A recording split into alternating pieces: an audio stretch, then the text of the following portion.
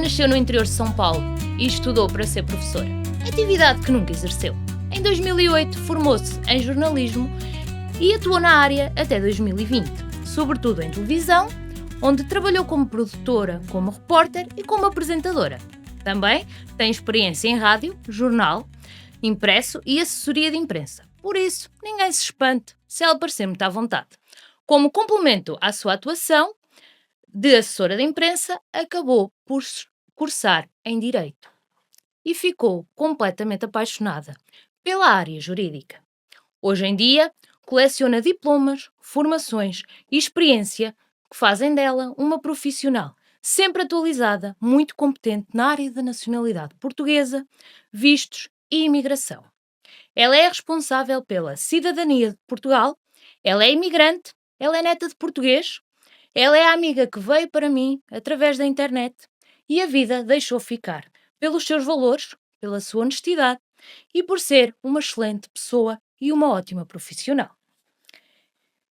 E este é o nosso segundo episódio do Ponto de Lusa Podcast.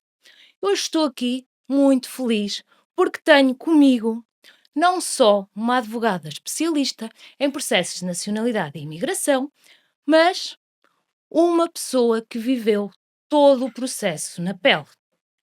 E isso tem muito que se lhe diga. Então, uma conversa que provavelmente promete. Tenho aqui a Adriana Chiaradia, Correto. correto, a quem eu insisto chamar Chiaradia há muito tempo, e vamos começar do início. Adriana, olá minha querida. Oi, Emma, obrigada, viu? Que introdução generosa essa sua. Vamos começar. Quando, em que momento é que Portugal entrou na tua vida? Olha, Portugal entrou na minha vida antes de imaginar trabalhar com direito, de imaginar trabalhar com imigração. Eu ainda atuava como jornalista, era 2016, e a empresa que eu trabalhava me mandou para cá, me mandou, na verdade, para a Espanha, para fazer uma série de reportagens sobre estudantes que estavam na Universidade de Salamanca. E, aproveitando a viagem, a gente produziu uma outra reportagem em Portugal. Então, eu fiquei um mês na Espanha e, nesse tempo, eu vim para Portugal para também trabalhar para fazer essa reportagem. Fui para o Porto. E em 2016 conheci Portugal, voltei para o Brasil e falei pro então, que era meu namorado, que hoje é meu marido, falei pro Marlon que um dia eu ia morar em Portugal. Ele, naquele contexto, eu jornalista na época, ele virou e falou pra mim: "Você tá louca. Você só pode ser louca." Ele, concursado no Banco do Brasil, engenheiro, falou: "Eu não vou deixar meu emprego aqui para ir para um outro país, não tenho nada, não conheço ninguém." Falei: "Olha, um dia eu vou morar em Portugal. Você pode ir comigo ou não, mas eu vou." E eu conheci Portugal e Portugal entrou na minha vida nesse sentido, nesse momento. 2016, coincidentemente, eu comecei a pesquisar sobre nacionalidade portuguesa. Eu já estava fazendo a graduação em Direito, não atuava ainda. Comecei a pesquisar sobre nacionalidade portuguesa, porque a minha avó, ela é portuguesa, ela é nascida na Ilha da Madeira. E aí eu queria fazer a nacionalidade pro meu pai. Comecei a pesquisar, fui fazendo o processo dele aos poucos, com muita calma. Deu certo. Deu certo, na sequência eu fiz o meu, fiz das minhas irmãs, fiz do meu sobrinho, e aí as pessoas começaram a me perguntar como que fazia isso e se eu podia ajudar, e eu fiz disso um negócio. E aí comecei em 2017, oficialmente eu fundei a Cidadania de Portugal. Então, aqui, tu nesta altura ainda não entendias nada de nacionalidade portuguesa, Não. foi preciso todo um processo de estudo, mas acabou por ser o pontapé de saída para uma nova vida profissional, ou aqui ainda não se pensava nisso? Não, foi e foi o que me salvou. Por quê? Como eu te disse, na época eu era jornalista. Então eu já tinha uma carreira ali consolidada no jornalismo. E a faculdade de Direito era financiada pela minha carreira do jornalismo. Então, nessa altura da minha vida, eu estudava, fazia direito à noite e trabalhava o dia todo como jornalista. Então eu não tinha como, por exemplo, ir para um estágio dentro de um escritório. Enquanto todos os meus colegas de sala de aula estavam nos grandes escritórios em São Paulo, eu tinha que fazer os estágios que eu conseguia no sentido, principalmente em autarquias públicas, porque era estágio de 2, 3 horas só, que não me tomava o dia do trabalho no jornalismo, porque eu não podia sair do jornalismo para ganhar um salário de estagiária como direito, porque eu não conseguiria me manter em São Paulo e muito menos manter a minha faculdade de direito. Então, quando me vi nessa situação, diante da cidadania de Portugal, que é o escritório que eu montei, eu vi a oportunidade de falar: olha, a partir daqui eu consigo trabalhar para mim, ter o meu escritório, atuar com direito, não ficar fora da área e aos poucos conseguir migrar da área de jornalismo para o direito. Então foi a minha salvação. Eu nunca saí da faculdade de direito e fui para um grande escritório atuar, por exemplo. Eu não atuei nas outras áreas. Eu sempre atuei exclusivamente com imigração. Estavas aqui a trabalhar, tinhas o sonho de vir para Portugal, mantinhas o sonho.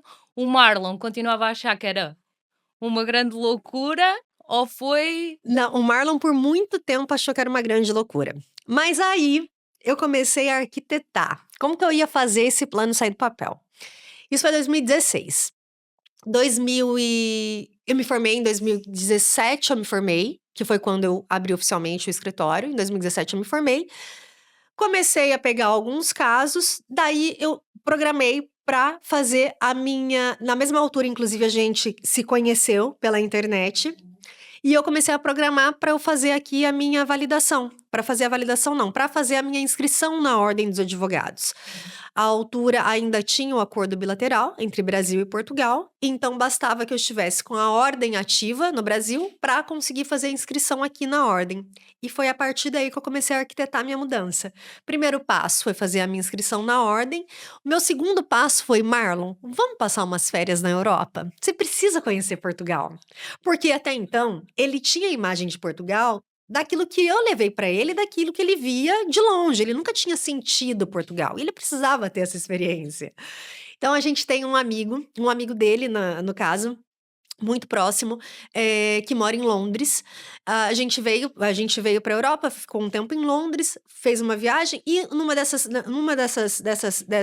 idas e vindas em alguns países por aqui, a gente veio para Portugal.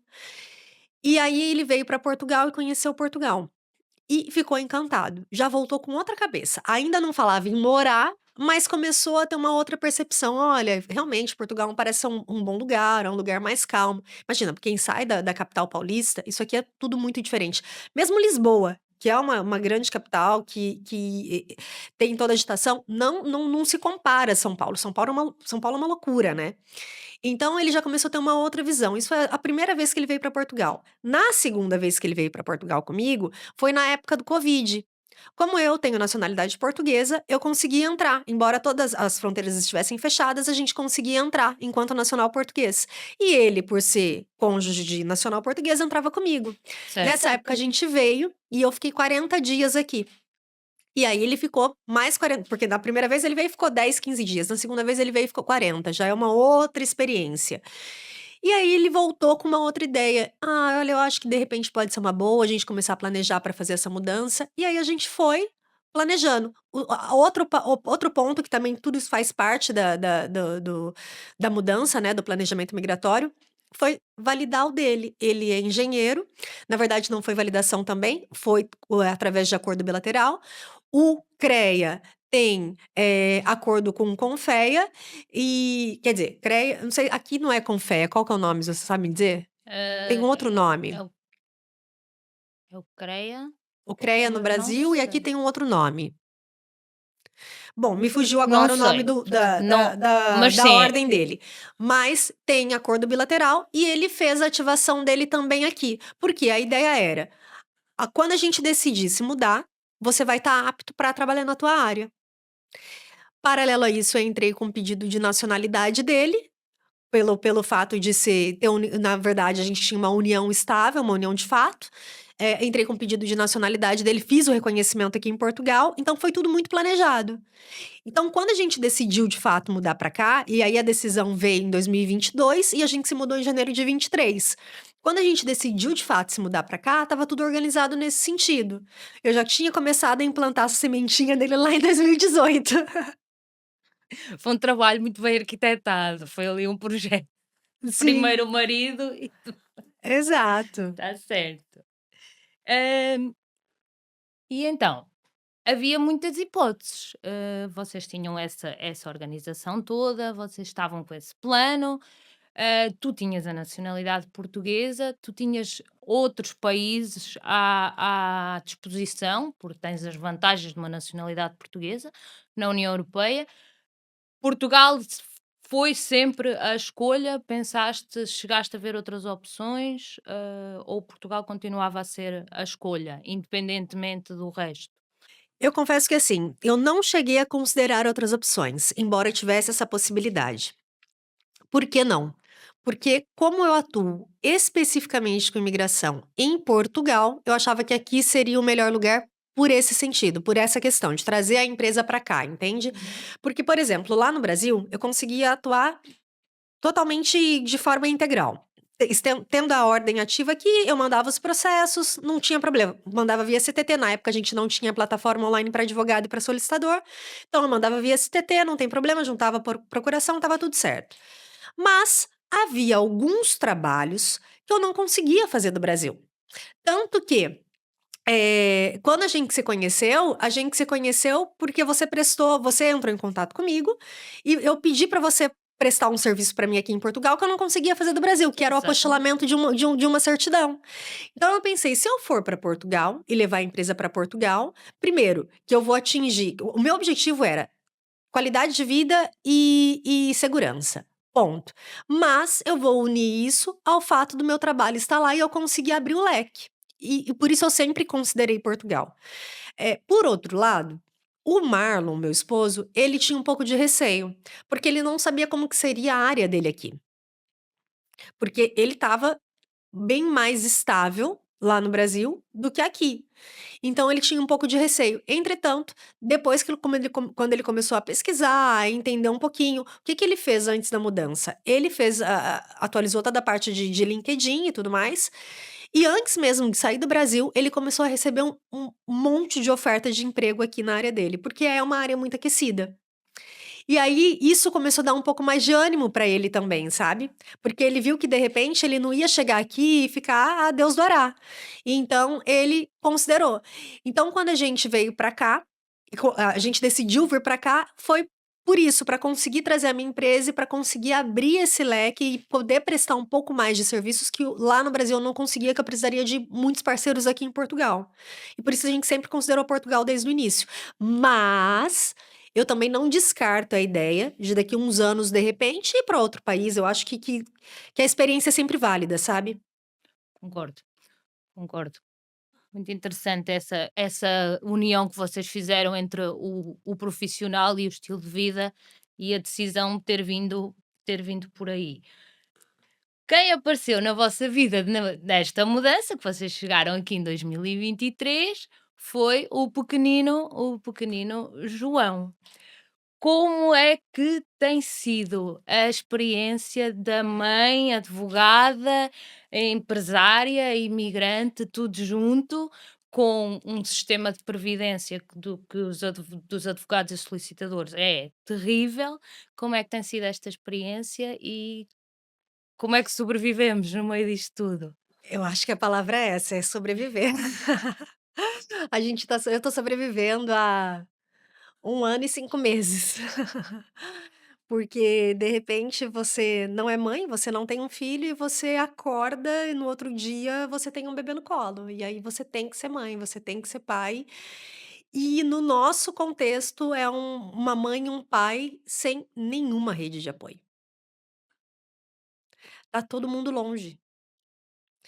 E assim, quando o João nasceu, eu optei por não receber ninguém do Brasil. As minhas irmãs queriam vir e eu achava que dava conta. Hoje eu vejo que não, que foi muito sofrido e que poderia ter sido menos sofrido se eu tivesse ajuda pelo menos ali nos primeiros 30 dias, sabe. Uhum. Mas eu achei que não era uma boa opção na época, porque eu pensava que como que eu ia dividir minha atenção entre o João, bebê e ter gente em casa. Entretanto, se fosse hoje, com a cabeça que eu tenho, com a experiência que eu tive, sabendo da experiência que eu teria, talvez a opção seria receber alguém para me ajudar nesse sentido. Então foi muito difícil e é muito desafiador. E é desafiador por vários motivos, né, Emma? Pelo fato de não ter uma rede de apoio, pelo fato de ser empresário, ou seja, se eu não fechar o contrato, eu não tenho dinheiro entrando. Exatamente. Então eu preciso trabalhar, independente disso. Eu também preciso ser mãe. Então é um negócio que, assim, me ocupa a mente, me ocupa o dia de um jeito que a gente tem que dar conta, não adianta. Então, por mais que às vezes a gente se sinta exausta, no limite, a gente não tem a opção de parar. A gente não pode parar, a gente tem que ser mãe, porque tem uma criança para cuidar, e isso não entenda como uma reclamação, eu sou muito grata pela vida do meu filho, eu quis isso por muito tempo, mas a gente também precisa trabalhar. É. E os prazos não param A vida não a para vida pra não gente. para, o mundo Exato, continua a girar. exatamente. Então é uma fase muito desafiadora e que é o que você falou, a gente sobrevive, a gente tá ainda eu tô no modo sobrevivência, eu só tô indo, entendeu? Tô seguindo. Tá, até agora está tudo bem, até agora está tudo bem. É, eu lembro-me quando nasceu o Rafael nós chegámos dia 25 a casa, dia 25 de janeiro chegámos a casa, e no dia 27 eu estava a dizer ao David: "Fica com ele só aqui meia hora, que eu tenho que ir ver se há alguma coisa na plataforma para responder para a conservatória", porque é assim que funciona, não, o mundo não nos deixa. Então, o que que eu fazia na época, nesses primeiros dias que foram pra mim agora ele tá numa fase que tem outros desafios, logicamente, né, do desenvolvimento dele enquanto criança, mas já é uma fase muito mais leve do que aquela inicial, que a inicial, pelo menos da experiência que eu tive até agora, pra mim foi a pior fase, assim, porque é um momento que ele tá descobrindo que é um filho, a gente tá descobrindo como é ser mãe, e as coisas estão acontecendo, e aí você precisa saber amamentar, e tem a pega correta que não é que nunca tá correta, e enfim, é um monte de coisa. Nessa altura que eu tinha ali um bebê para cuidar e que eu tinha que você fica exclusivo para esse bebê, para eu conseguir trabalhar, eu ficava com ele o dia todo. O Marlon, depois que voltava do trabalho, assumia o posto e eu continuava fazendo algumas coisas da casa, arrumava ia dar banho, organizar para pôr para dormir, e quando ele dormia, eu trabalhava até de madrugada. Então começava a trabalhar ali por volta de umas 10, 11 da noite e ia até umas 3, 4 da manhã, para outro dia eu estar de pé entre 7 e 8 horas, porque era a hora que ele acordava. É, o chamado segundo turno da mãe, advogada e solicitadora.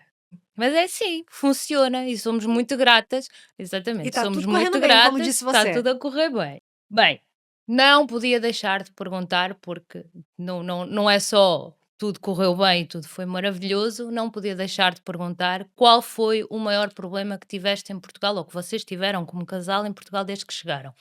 Aquela coisa que vocês pensaram: "Não é possível". Nós organizámos, nós planeámos, nós tínhamos tudo pensado e mesmo assim está a acontecer. O que é que se está a passar? É, deixa eu contar uma coisa, sem planejar não, planejando já dá muita coisa errada. E sem planejar, eu imagino que fica insustentável estar em Portugal. Bom, como eu disse, a gente planejou muito para estar aqui, né. Eu vim com a minha nacionalidade portuguesa, o Marlon em processo de nacionalidade, entretanto, ele, sem ter nacionalidade, ele precisaria de uma autorização de residência, e aí a gente veio para cá, ele por ser, companheiro de cidadã, ele poderia usufruir do benefício que é solicitar a autorização de residência pelo o artigo 15º da Lei dos Estrangeiros. E foi isso que a gente fez, a gente chegou, naquela época, eu cheguei em janeiro de 23, ou seja, há 3 anos, embora já fosse difícil um agendamento junto à IMA, era muito mais fácil, ainda tinha agendamentos que você ficava lá 3 dias 3, pendurada no telefone e sim. consegui um agendamento. Então a gente chegou em janeiro e a entrevista dele foi marcada para o dia 10 de abril, a gente conseguiu autorização de residência. Ou seja, os 2 devidamente legalizados, né, documentados. Eu pensei: "Não teremos nenhum problema para arrendar um imóvel", porque a gente tá tudo certo no país. A gente tem NIF, a gente tem conta bancária, eu tenho recibos verdes, eu consigo comprovar renda, o Marlon já estava empregado, o Marlon tem os rendimentos, ele tem autorização de residência, eu tenho nacionalidade portuguesa, tá tudo certo. Quando a gente veio, a gente alugou um Airbnb por 2, 3 meses, pra ter um tempo ali pra procurar um imóvel com calma, porque eu queria estar aqui e olhar os imóveis, entender qual era a região, onde que eu ia morar e tudo mais. E na época eu não tinha ali ao certo se eu ia ficar em Lisboa, se eu ia para o Porto, se eu ia para algum lugar. Eu tinha que ficar perto de algum grande centro, porque o Marlon, ele estava à busca de emprego. Então eu tinha que ficar perto dessas grandes cidades. Então eu estava tanto topando ver imóveis ali pela região de Lisboa, quanto pela região do Porto. Foi isso que a gente fez. Qual foi meu grande perrengue? Embora devidamente documentada, com tudo organizado, com renda, com dinheiro na conta para pagar quantos calções eles me pedissem, eu não consegui imóvel. E por que que eu não consegui imóvel, Emma? Porque tá vendo isso aqui? O sotaque. Meu sotaque brasileiro. Posso falar dane-se? Dane-se que eu tenho nacionalidade portuguesa. Todas as vagas, todos os imóveis estavam logo preenchidos. Todos estavam anunciados. Primeiro eu ligava, o prime o um du 1, 2, 3 vezes, eu pensei: "Deve ser alguma jogada de marketing da imobiliária, que eles devem colocar ali um imóvel, a pessoa se interessa, liga e eles oferecem outro na sequência". Mas eu percebi que eles não me ofereciam outro na sequência. Quando eu ligava, falava: "Não, não tá mais disponível". "Tá bom, liga para o próximo". Eu acho que eu liguei para uns 50 imóveis, eu não conseguia. Até que eu agendei um para ver no Porto. E 2 dias antes da visita, a corretora me ligou e falou assim: "Olha, eu tô desmarcando, porque o senhorio falou que não vai apresentar o imóvel, ele não quer alugar para brasileiro". Ok. E aí eu entendi. Hoje, eu já moro em outro na época depois eu consegui, depois de muito custo eu consegui. Por que que eu consegui? Não foi por imobiliária, foi direto com uma pessoa, um jovem, um português, mais novo do que eu, tinha acabado de comprar uma casa, ele estava morando com a namorada e ele decidiu arrendar a moradia dele. E a gente conseguiu com ele, eu fiquei 1 ano. Depois que eu já tinha um certo histórico no país e tudo mais, foi mais fácil arrendar o outro imóvel que eu fui morar, porque depois ele pediu o imóvel que ele ia se mudar para lá. Então foi mais fácil. Mas nesse primeiro momento, quando a gente chegou, que eu pensei: "Jamais vou ter esse problema, imagina, eu tenho a nacionalidade portuguesa, ele tem o documento, a gente tem emprego, a gente tem renda, a gente consegue comprovar". Aconteceu. Acontece, acontece muito, infelizmente acontece. É, porque ainda não dá para apresentar o cartão de É, cidadão você não chega com ele estampado na na testa, não. testa. Ai, meu Deus. Bem, mas esses problemas agora estão Agora ultrapassados, agora existem outros, agora né. existem outros. Então, e se calhar vamos passar, porque eu acho que agora os outros que existem na nossa vida, se calhar são aqui para o lado profissional. Então É. vamos passar aqui para um olhar profissional sobre tudo o que está a acontecer no nosso país e sobre tudo o que se tem, porque desde que tu começaste a trabalhar na área, já falámos sobre isto, até agora muitas coisas mudaram, inclusive até a inscrição dos advogados, como já conversámos, mudou, a inscrição dos advogados brasileiros já não se faz da mesma forma, agora Sim. tem outros critérios, e depois existem as alterações constantes da, da lei de imigração, da lei da nacionalidade e esta busca incessante para que não se recebam estrangeiros em Portugal. Não queremos estrangeiros em Portugal. Como é que tu vês, ah, ou como é que isto traz impacto para a tua profissão como advogada e como é que tu vês estas mudanças no nosso dia a dia, a acontecerem diariamente na nossa atuação, no nosso dia a dia? Primeiro que assim, todas essas mudanças, e a gente está falando de muitas mudanças em poucos meses, tanto na lei dos estrangeiros quanto na lei da nacionalidade, todas elas exigem demais exigem da gente muito, no sentido da gente estar atualizada a todo momento. Tem mudança que nem regulamentada foi, Exato. e a gente precisa lidar com isso. E como se não bastasse, a gente também precisa lidar com a outra ponta, que é a ansiedade do cliente. Exatamente. Hoje a gente está vivendo um tempo que todo mundo tem informação a todo momento.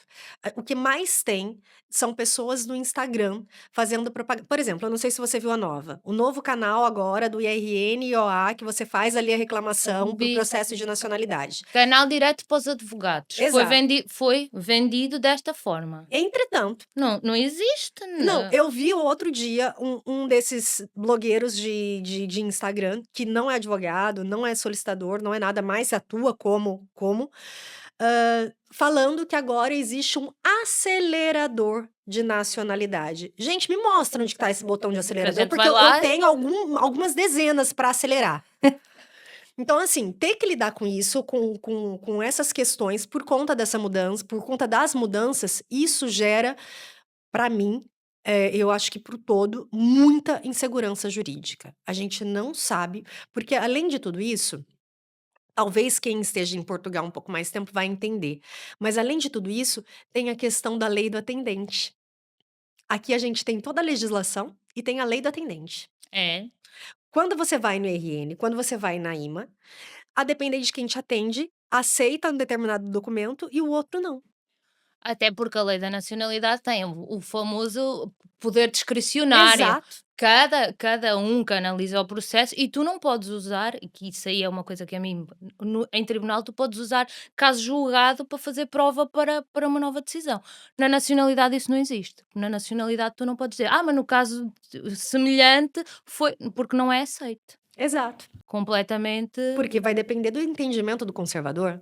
E agora alguns processos nem sequer vão ao conservador, já são decididos só pelo funcionário. E isso causa muita insegurança jurídica. A gente chega num ponto que a gente já não sabe mais como atuar. A gente se sente inútil. Porque como que a gente explica isso para o cliente? Parece que é falta de conhecimento da nossa parte, não é. A gente está a todo momento estudando todas as leis para entender a melhor forma, qual que é a viabilidade desse processo, mas chega um ponto que não depende mais de você. E aí vem todas essas mudanças, cada hora traz uma coisa diferente, tem essa questão do poder discricionário, e a gente não sabe mais como agir, a gente fica perdido. É. Então isso, para mim, no meu dia a dia, traz essa questão de insegurança jurídica, traz essa questão de ansiedade do cliente, que ainda é muito difícil para eu conseguir administrar, é muito difícil. E a gente vai tentando organizar a vida nesse sentido. Agora, se você me perguntar, você está de acordo com todas essas mudanças? Eu acho que existem mudanças que são necessárias. Eu concordo. Entretanto, existem mudanças que precisam de planos de transição para a gente conseguir passar de uma fase para outra. Não adianta a gente acordar e falar, a partir de hoje já não vale mais. E aí, como que a gente faz? Como que a gente trabalha nesse sentido? O caso do que aconteceu com a manifestação de interesse, que foi uma coisa que nunca se viu, tipo, valia no dia 3 de junho, deixou de valer no dia 4, e as pessoas ficaram, então, e agora? Nós estamos a partir de um pressuposto e no dia seguinte ficaram profissionais, ficaram as pessoas que estavam à procura, fica toda a gente, o que é que fazemos à nossa vida, não é? E eu vou te falar mais. Por exemplo, eu vou te dar um exemplo prático.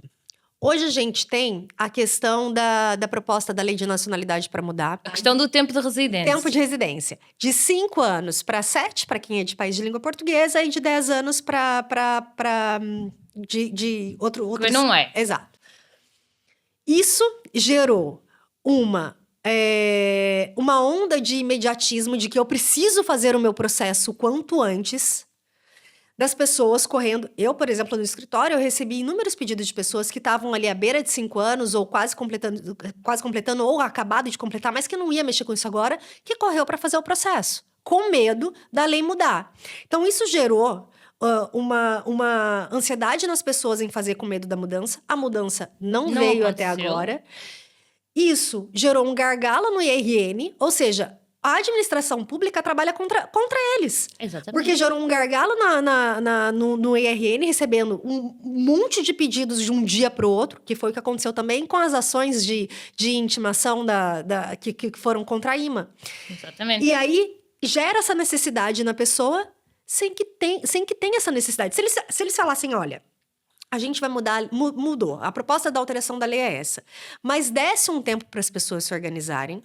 A gente não tinha essa onda de necessidade, essa onda de imediatismo que causa toda essa euforia e impacta ali o dia a dia das pessoas que trabalham na administração pública. Porque depois o cliente que procura um advogado, um solicitador e vai na segurança, que vai pelo nosso conselho, entende isto. Mas houve muita gente que eu tenho atendido que eu disse, eu acho que neste momento ainda não é, ainda não tens o critério, ai, mas a lei... Não... E há sempre alguém que faça. Sempre. Sempre aparece alguém que faz. E daqui a 4 anos, quando os processos vierem todos indeferidos e os processos forem todos mandados para trás, depois é que vão... Sempre. Porque há muita gente a correr o risco, a arriscar, a dizer mas eu daqui a 4 anos eu já tenho tempo. Não se lembram é que não é a data daqui a 4 anos, não é a data que o processo vai ser avaliado, mas sim a data que o processo foi submetido. Exato. No momento do protocolo do pedido, você tem que reunir os requisitos. Exatamente. E não no momento da análise. E é isso que o nosso país tem, que lançamos, vem cá para fora uma notícia estrondosa, assustadora, e depois demoramos meses a aprovar e a pôr uma lei como deve ser, e nunca escrevemos as coisas. Aprovamos uma lei à espera de um regulamento, que espera por um regulamento, que espera por um regulamento, e o regulamento nunca chega. Sim, e o que eu estava querendo dizer é exatamente isso. O próprio sistema, o próprio governo atua Contra. Quase que parece que é proporcional. Quase que parece que, por fazerem isto, depois eles chegam à conclusão de que agora temos uma justificação para nos demorarmos. Porque vocês estão todos a meter os processos já à pressa, tudo errado e tudo mal feito, e agora nós podemos demorar-nos à vontade porque vocês fizeram a asneira. Parece que é quase propositado, vamos chamar-lhe assim. Mas não vamos continuar aqui a descascar no governo e na administração, porque senão vamos ficar aqui até 5 da tarde. E acho que foi uma boa conversa que tivemos. Vamos partir aqui para uma última pergunta, que eu vou pedir que respondas com todo o teu coração e com toda a tua sinceridade. Se tu pudesses voltar atrás, sabendo tudo o que sabes hoje, com a experiência que tu já tens, com o conhecimento que tu tens, e tendo vivido esta experiência, mas podias voltar atrás, continuavas a escolher Portugal? Continuava, com toda certeza. Portugal ainda é um país que, ao menos para mim, vale muito a pena. E o que eu costumo dizer para os meus clientes quando eles me procuram, a primeira pergunta que eu faço é, quando eles falam, eu quero me mudar para Portugal, qual é a sua expectativa com relação a Portugal? Eu quero ir para lá e quero ganhar muito dinheiro, vou ajudar minha família. Não vá. Não vá, a não ser que assim, você seja um profissional altamente qualificado, que a sua área esteja em constante crescimento, que falte profissional na tua área e que ainda assim você consiga emprego em empresas que estão em Portugal, mas não são portuguesas, que são de fora porque essas pagam melhor. Uhum. Porque Portugal em si não é um país que paga tão bem as pessoas. Entretanto, se a sua expectativa é qualidade de vida, se a sua expectativa é segurança, Portugal ainda vale a pena. Essa era a minha expectativa. Quando eu saí do Brasil com uma visão muito clara do que eu queria aqui. Eu queria segurança, eu queria qualidade de vida, porque eu já saí do Brasil pensando em engravidar. E eu pensava que engravidar onde eu estava, que era na capital, no centro de São Paulo, não era uma boa opção para eu criar um filho. Então, quando eu vim para cá, eu já tinha esse pensamento. Eu quero engravidar e eu quero viver num país onde eu consiga dar uma qualidade de vida para o meu filho, que ele se sinta seguro, que eu me sinta segura enquanto mulher na rua e tudo mais.